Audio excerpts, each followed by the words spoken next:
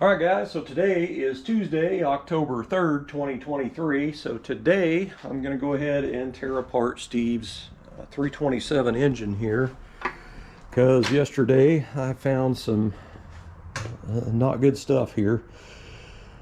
So after, sleeping on it, I kind of have my own idea of what's going on, and I thought I would go through here and talk about this some more and kind of clarify some things here for people that may not understand what's going on. So these valve covers right here, these aluminum Chevrolet script valve covers, these are brand new. Also, that Edelbrock EnduraShine intake was brand new.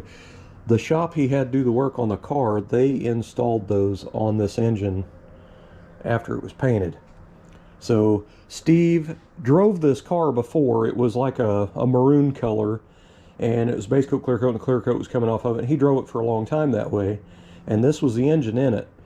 The engine had been overhauled and put in the car before Steve bought it. So this was a good used engine, and Steve has put many miles on this car. I mean, I don't know how many. I wouldn't say a ton, but he did drive it. Then the car went to the shop, they tore it all apart, and they just did a cleanup and a repaint of the engine itself.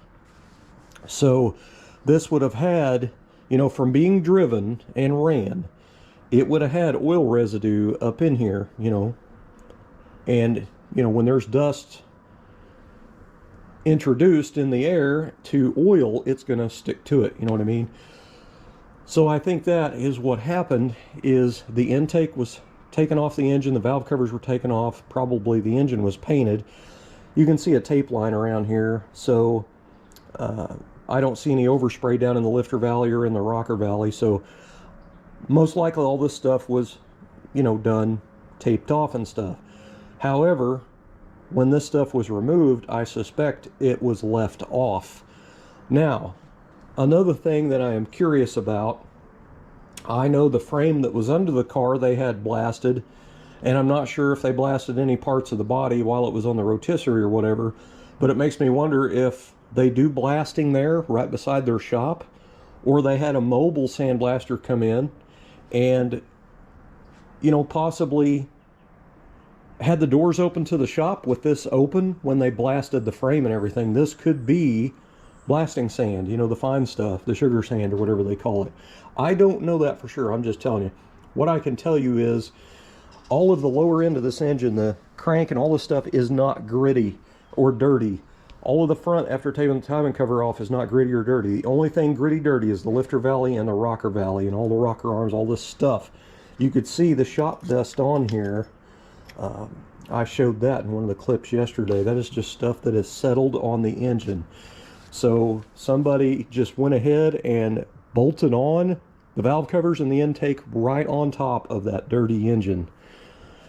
I think it's pretty amazing. Now, with the dirt being introduced into the engine, that is not what killed that cam and lifters. That cam and lifters is a whole nother issue, and the timing chain. So I suspect on the worn cam and lifters, with as low mileage as the engine looks, it's not having the proper oils in it with all the zinc and the moly and all the other stuff in it, like ZDDP had run in it.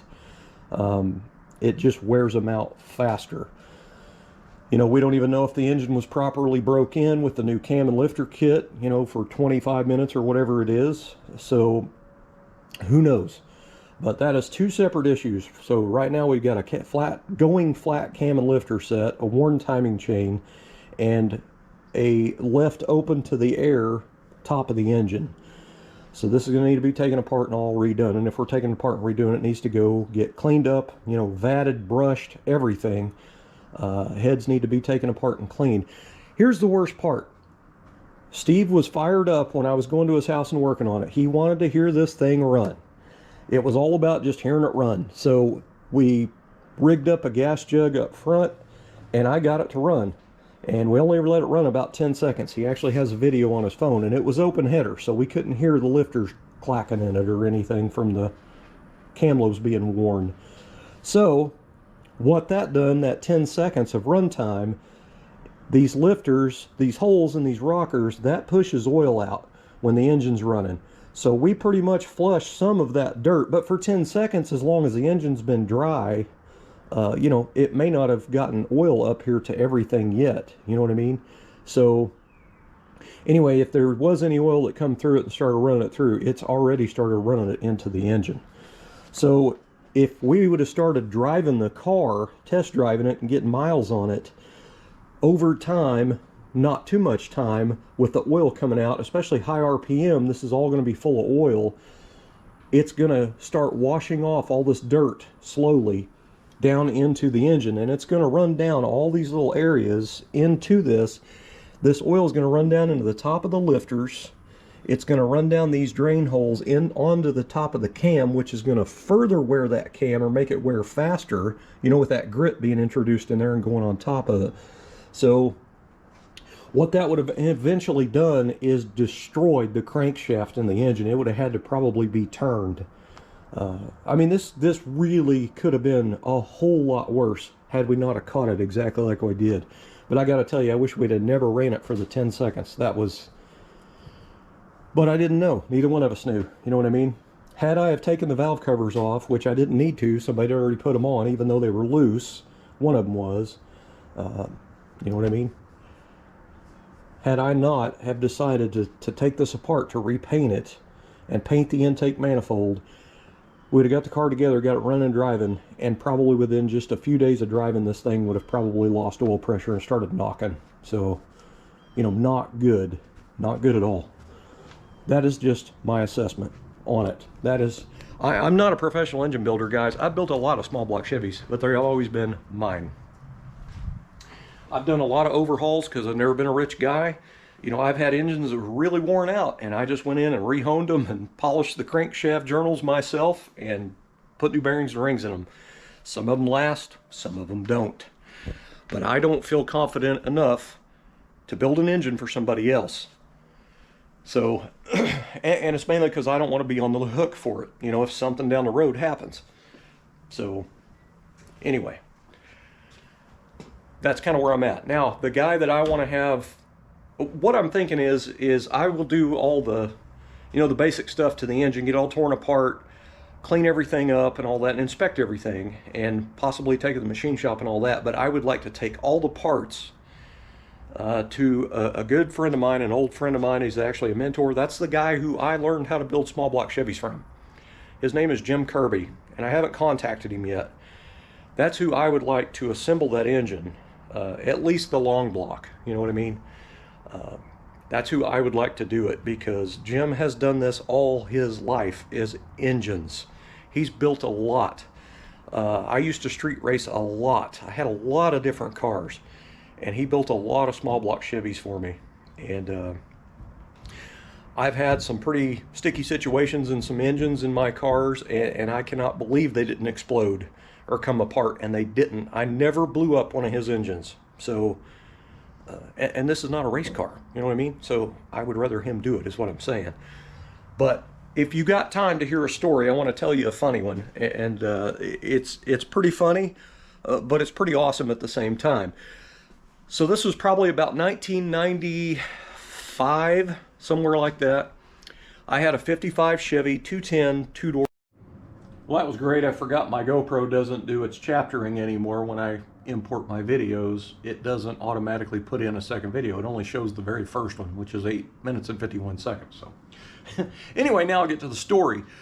So I had a 55 Chevy two-door post. It had a 9-inch Ford rear end in it with 411 gears. It had a, I don't remember what brand, posi unit in it, 400 turbo with a shift kit, all the good stuff in it, stall converter, and it had a 350 Chevy small block in it, but it was 30 over, so it was 355. It had forged TRW, I don't remember what the pistons were, 12 to 1 maybe, 11.5 to 1 or something. They had dome, it had dome pistons in it. It also had shaved double humps, actual double humps on it, with stainless steel valves, 202s, roller rockers, screw and studs, guide plates. I mean, it was a nice built little 355. It was pretty stout, man. 750 double pumper Holly on it, open plenum intake, I don't remember what intake that actually was. Anyway, the car run hard. You know, compression, gears, it'll go. You know what I mean? So I had to run 91 octane or 93 octane. Back then, here in Oklahoma, we had 93 octane. I don't know of anywhere around anymore that has 93 here. I even moved here, and I'm about an hour away from my old hometown, and they got away from 93, and all that's available around here is 91. I've always been a fan of running compression in my small blocks, but you know, if I can't get fuel, I don't want to have to go buy 5 gallons of fuel or go to an airport or something, you know what I mean? So anyway, I had to run 93 octane in the car and 2 cans, the bottles, plastic bottles from Walmart of the 104 octane booster. So when I filled up the car, I would put 2 cans of octane booster in there to keep it from detonating. So when I drove this car, this was the only vehicle I owned. And I drove this, I think it was about a 25-minute drive probably to my work from Welch, Oklahoma to Bayliner, where I worked in Miami, Oklahoma. I drove this car every day that way, and it had an electric water pump on it. So anyway, I run 93 octane with 2 cans of octane booster, so it run. I street raced the crap out of that car, and I lost a lot of races only because I never put slicks on it. I would smoke the tires in first gear, obviously, and then shift to second, and it'd still be spinning, and then it'd finally catch and it'd go. I would just about be catching them at the big end at a quarter-mile run, but it never was enough to get around most of them. And we had a pretty big group that we always street raced. But anyway, I bought that car, and it had the engine and stuff, and it was already done. It had all that stuff on it, and it was knocking when I bought it. So I took it to Jim Kirby, who I want to do Steve's engine. And anyway, he wanted to take the engine out of the car and go through it and see what was wrong with it. You could hear a knock sound in the bottom end. So got a gnat flying around me. So anyway, I dropped the car off. Jim done it all. He pulled the engine and everything, took it all apart. And this was in the early 1990s, so no cell phones, you know, no video cameras of any kind to be used like it is today. So what it was the splash shield, or whatever that is, in the bottom of a small block Chevy oil pan. I'll show you here. This right here. The spot welds had come loose on one side, and you could see nicks in it where the rods had hit it. The rod bolts had hit it. So he called me and he told me what was wrong with it, and he wanted me to buy a new pan. And I told him, I said, can we just remove it? And he goes, well, it probably needs it. And I said, well, just remove it. So he removed it and put it on the car. You know, I didn't think nothing about it. So I went and picked up the car when he got it done.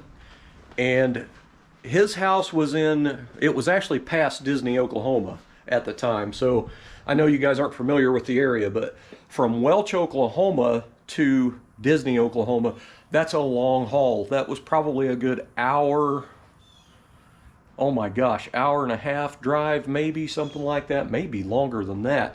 So that's how far. I got off work at 5, drove home. My wife got in her car with her. We drove over there, picked up the car late that night, and I drove it home in the dark. Fresh car, I bought it knocking, so I didn't have any miles on it. It had an old B&M star shifter in it, and I was familiar with star shifters, but I wasn't familiar with the car with that star shifter that had been put in it.